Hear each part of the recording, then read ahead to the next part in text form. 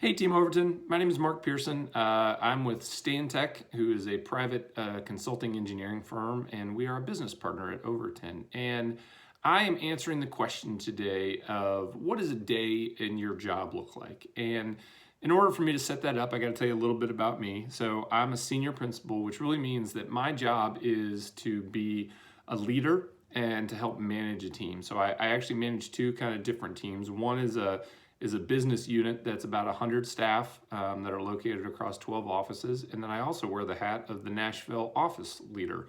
And so that's 80 different staff that I help manage. So again, two different teams. But my day revolves around my email and my calendar. And what I mean by that is, my day starts early where I'm making sure that I look at my calendar, I look at what phone calls I have, I look at what meetings I have, and then I also look at the emails and I look at the tasks that I have to do.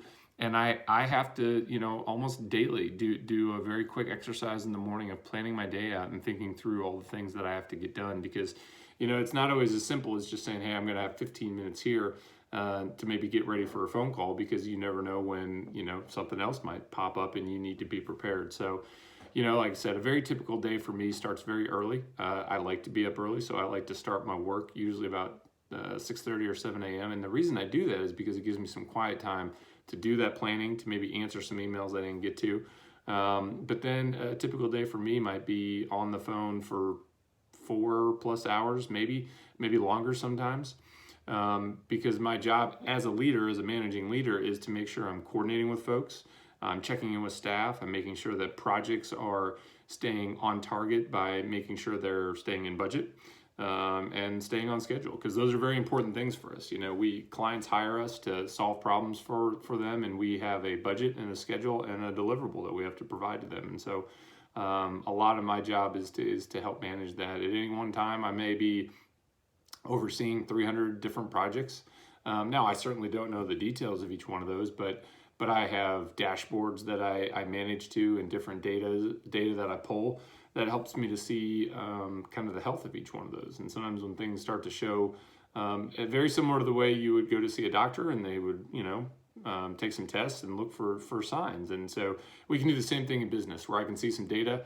It may point to some signs that maybe a project isn't going very well for different reasons, and so I may check in with that person. That's a very typical day for me. It's a lot of communication. It's a lot of verbal communication, a lot of written communication, and ultimately it's managing my time because there's a skill to not only good communication, but there's also a skill to knowing how to be very concise about things. To get things done in a good professional way, but don't let things pull you down. I think one of the things I often see is when people kind of get stuck, right? And don't ever be afraid to ask for help. If I get a question or if there's just something I can't solve, I will certainly do my best to try and solve it, but there are certainly times when I need to rely on the expertise of my colleagues. And so that's part of my management, is making sure that I know when it's time to raise my hand. It's my time to maybe pass a task along to someone else who I know has a better skill set in something for me. And that's something learned. I think oftentimes, especially in your young academic lives, a lot of your assignments are individual. And I know you do a lot of group things, but sometimes it is individual. And certainly I have responsibilities as an individual, but I also have a responsibility to know when it's time to raise my hand and ask for help. So, that's a typical day for me. I usually work anywhere 8 to 10, sometimes 12 hours, depending on the demands.